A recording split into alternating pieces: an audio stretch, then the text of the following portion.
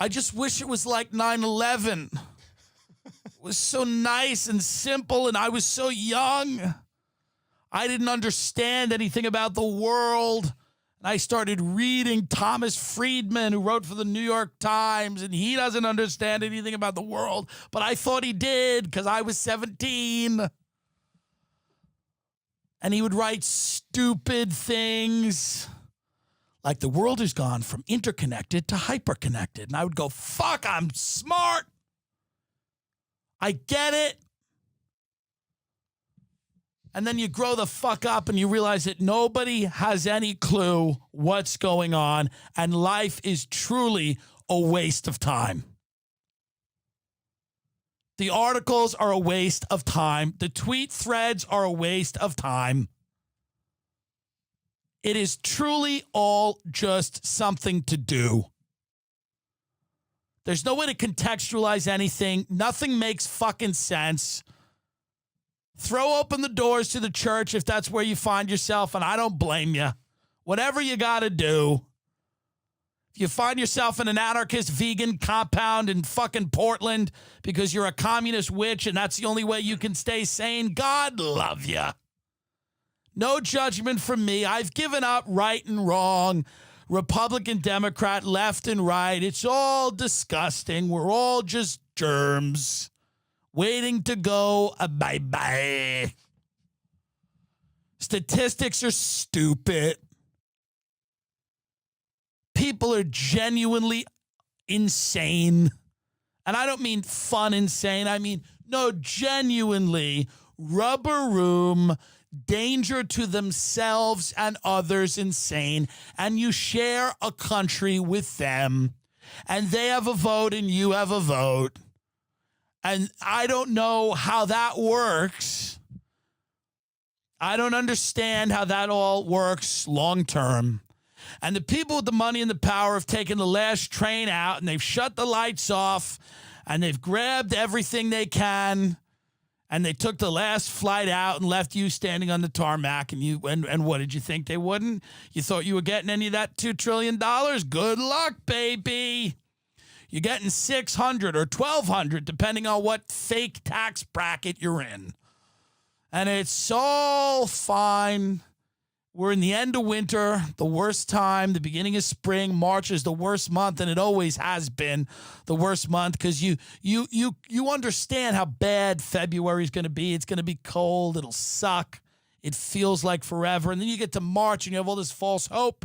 And then March is just a rainy, allergy-filled hellscape, where if everybody didn't have corona, they think they have corona because everybody wakes up with a sniffle or a cough or a postnasal drip because it is fucking March, the worst month in the world. You're just sick. You're sick of it. And you need the sun and the heat and the summer. You know, you need that time when you could just, take a little breath. Take a little breath. Step away. Go to your beach club. Go to someone else's beach club. Go find a friend with a boat. Go trade up. Go find a friend with a little more going on than you have so you can enjoy the summer. You can't enjoy the summer unless you make friends with a little bit of money. Let's get real. The summer's not for the poor. It ain't. Never has been. I know you saw some movie about somebody swimming in a creek. That ain't real anymore. That's not real. The creek is sewage now. So if you don't have a friend with a beach house, you're fucked. You're in a public pool where people are shitting and they're bleeding from their AIDS legions. Not me, buddy. Oh, I'm going to make a friend with a big boat. Nice big pool and a plump cheeseburger I'll put in my fat face. And I'll sing and dance for it. I'll sing and dance, and I'll make all the funny coronavirus. I'll make all the anecdotes they want. I'll make all the anecdotes they want. As long as I can visit their pool or their beach. Because that's really what the summer is. You got to trade up in the summer. Get the losers away in the summer. I don't care how you made your money. I don't care if you sold masks to nurses outside of the ER. I want that pool. I don't care. I don't care how much blood money it took to get this house in the Hamptons. I'm not going to a public pool or, God forbid, a beach club, the refuge of the middle class. No cops and firefighters for me this summer. Get out of here. No Italians and Irish, Jews and wasps. I don't give a fuck about this pan-fucking-demic. If I'm alive, I'm going to get a rich fucking friend for the summer. You better take a look at your social circle and think, of all of you fuckers, who's going to be left and who's going to have a little coin? I've been trying to donate to coronavirus, and it is very difficult, and I'll tell you why. They don't need money as much as they need supplies. They need masks. They need ventilators. I cannot make a ventilator in my West Hollywood apartment. I lack the skill. I lack the material. I don't know what it is. Could I make masks? I don't know, but I don't think I can. And the masks that I make would just be insulting. It would be stupid. So, anticipating that this is a larger economic problem, of course, it impacts lots of people. I guess somebody told me today, they said you could just donate to a food bank. And all right, but guys.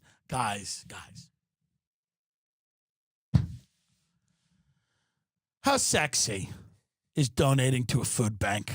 Let's get real. Does anybody want to donate anonymously to a food bank?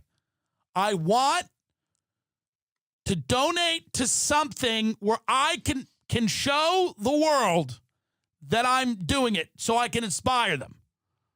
I want a photo of me outside Cedars-Sinai. I want 2 doctors and a nurse crouched on the floor holding their stethoscopes, and I want to be behind them with my hand on each of their backs.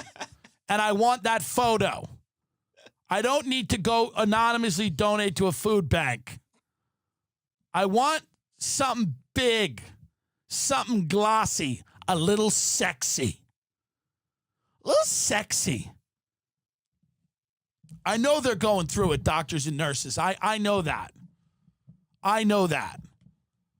And it's fucking sucks out there, and I want to help them. But I also want to be photographed doing it. If that makes me a bad person, fine. If you don't want to listen to the show anymore, then fine. I want to be photographed helping. I'm not saying I need a documentary about me helping. That wouldn't be horrible either.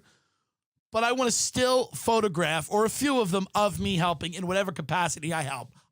That's all. So if there's a way for me to help that is a little sexy, please let me know. A little bit of a photo op.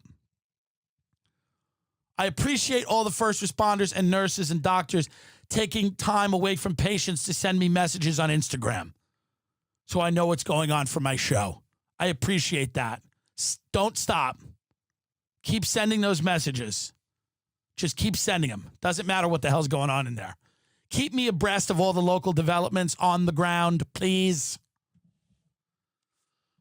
It's another pandemic. All my relatives are going to somehow survive. Great. –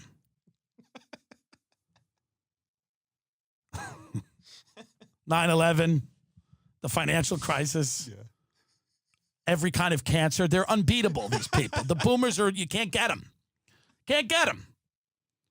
They're gonna walk around like Lazarus, raised from the dead, complaining about the temperature of shrimp. What's wrong? Did you leave it out for too long? I'm telling you, you're not going to beat the boomer. People think this virus, the boomer remover. Think not. It'll get some people, and that's fucking tragic. But the boomers are going to be back, and they're going to be back with a vengeance. This is their Holocaust. There will be. You think the boomers were bad before? They are going to talk about COVID-19 the way people talk about Kristallnacht. I'm telling you. They're not going to let it go. You think they were annoying before? These motherfuckers are going to go hard. They're going to go hard. They'll tell a nurse right to her face that she doesn't know shit. They'll be like, well, you don't even, well, where were you? I was a nurse on the front line. The front lines are what? You're young. I was old in my house, having to be racist in my home, and not at the local restaurant. They're not going anywhere, folks.